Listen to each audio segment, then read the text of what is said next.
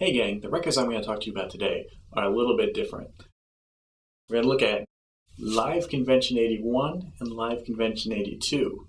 And these are, as their names imply, more or less live recordings from 1981 and 1982. These records came out way back in the days and have been pressed multiple times on multiple labels. They go out of print, they become collector's items, they get repressed. Tough City put out versions. These versions here are not the originals. They're sort of like second generation Disco Wax records. They came out sort of before Tough City, probably in the 90s. But there were other versions before that. The originals had picture covers, and some other versions have picture covers. But they're all the same records, of course, underneath. Live Convention 81, Live Convention 82. So what are these records exactly? They're basically treasure troves of live, classic, foundation hip-hop recording by groups, many of which have never even really been on wax. Others have been, like Grandmaster Flash is on there, Sha Rock from the Funky Four is on there. But there's just lots of great stuff. MC Smiley from like the Herculoids is on there. So it's people who've been on wax, people who haven't been on wax. But all really dope, important hip-hop recordings from 81 and 82. That otherwise have never been on wax. There have been other issues like Rap Archives put out some of those rare rap recordings. There's tapes of tons of classic live performances which have been floating around tape traders from back in the day all the way to now. I remember when they used to be sold in the back of Source magazine in the classified sections, and nowadays you can download lots of them. These are sort of like that. They're basically those kinds of performances, except they've been a bit enhanced.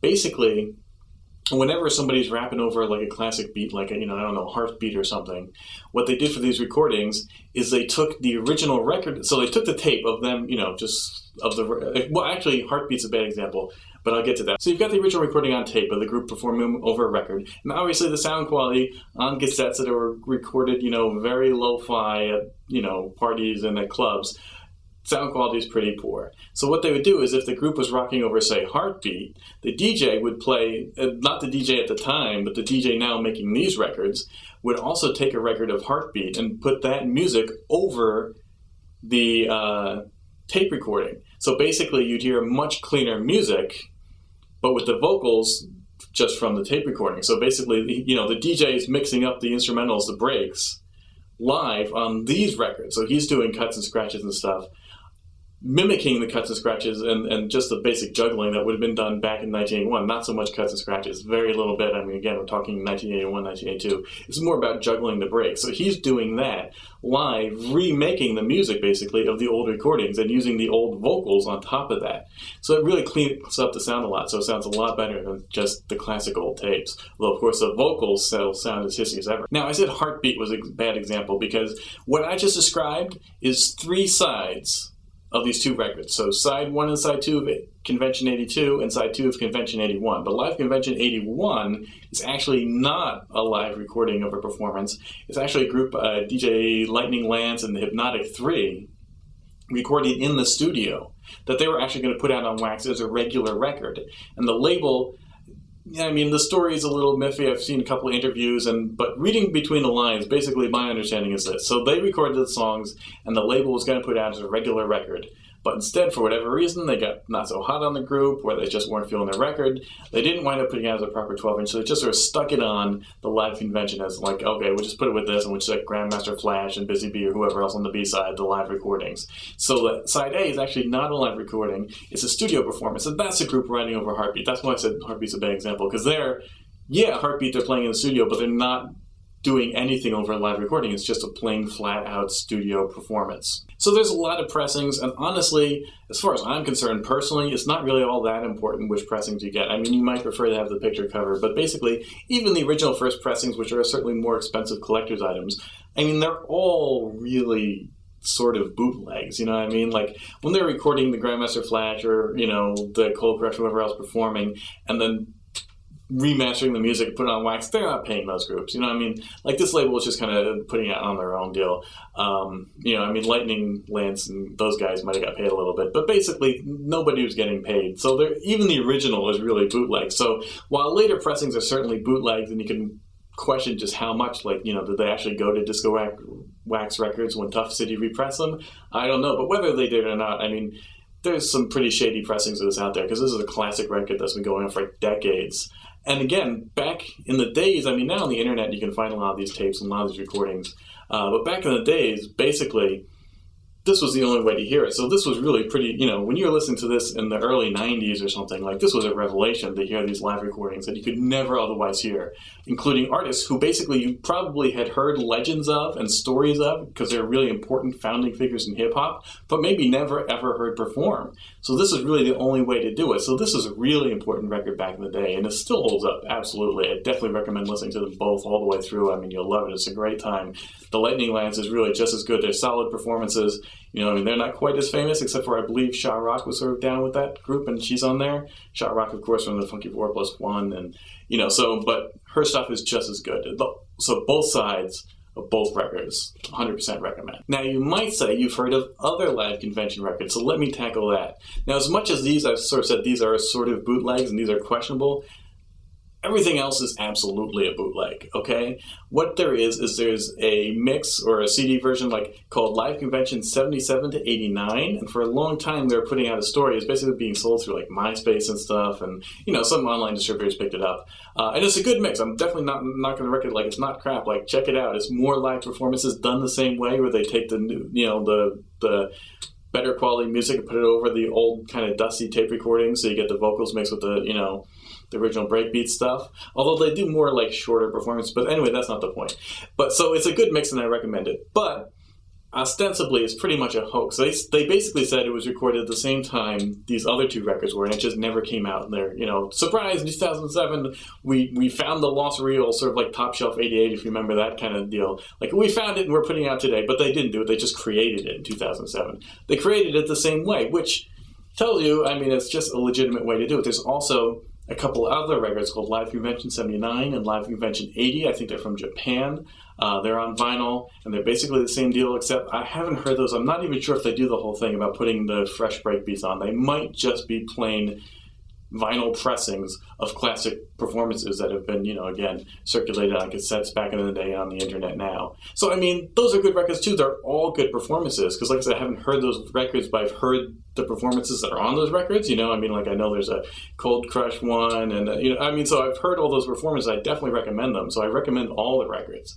But these are the ones that at least existed back in the day. These are the ones that, pre-internet or pre-internet exploding, we really, us hip-hop heads were in love with and were clinging to. These were great records that otherwise didn't exist. So if you haven't heard them, I absolutely recommend you check them out. Like I said, you hear great performances. Even when you hear MCs like Busy Bee and stuff who've been on other projects, sometimes you hear verses or just deliveries and styles and mixing up different verses to different beats that you haven't heard on their records. It's just great classic stuff, really the old school days that otherwise are not represented on wax.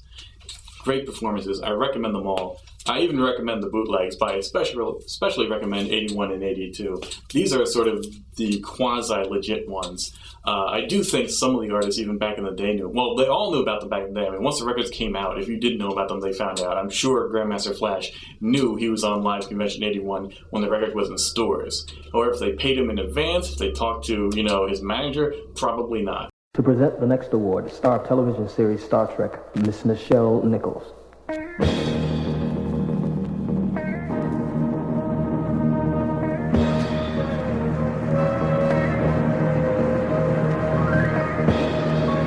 For the dramatic roles, the nominees are Richard Pryor, Hit, Kevin Hooks, Sounder, Richard Roundtree, Shaft and Africa, and Raymond St. John, Book of Numbers. The winner is... We call him Flash. Here to rock your ass.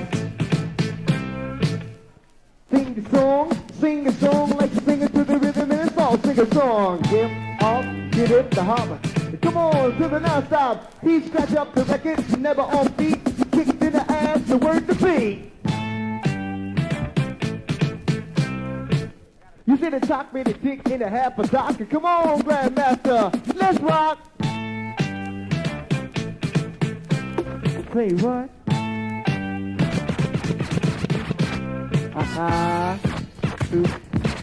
Check 1, 2, 1.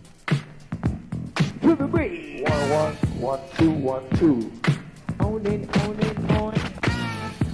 1, 2, 1, 2, 1, 2, 1, 2. Oh yeah, you're now listening to the sounds of the man that they call Grandmaster Flash, Easy Mike, the Disco B, and I am the man that they call Melly Mel Rockwell. Grandmaster Flash behind the wheels of steel, got to be the real deal. More jams in the sea, got clans, most side, the Coney Island got rides. More class in Central Park, got crash, Flash, got razzmatazz. 2 times. You don't stop that body rock, cause it's on. I like popcorn, and the beat don't stop till the break of dawn. I like a little boy too blowing on his horn. A Saturday night, a dance marathon. I like a grasshopper hopping on the morning lawn, and you know it got to be on. Grandmaster Flash in the Disco B, Easy Mike, and I'm the MC. You walk into place, you listen to the bass. Beat Melly Mel with a smile on his face. The king on his own, another microphone. You should know by now, you'll never be alone. Now when I rap so deaf, so nice to trench, you should know by now I don't settle for less, cause I'm on bad, cooling out. You say Melly Mel's bad, without a doubt. I'm down to Flash, you make a lot of tabs. You say, come on Flash, cause you cut so fast.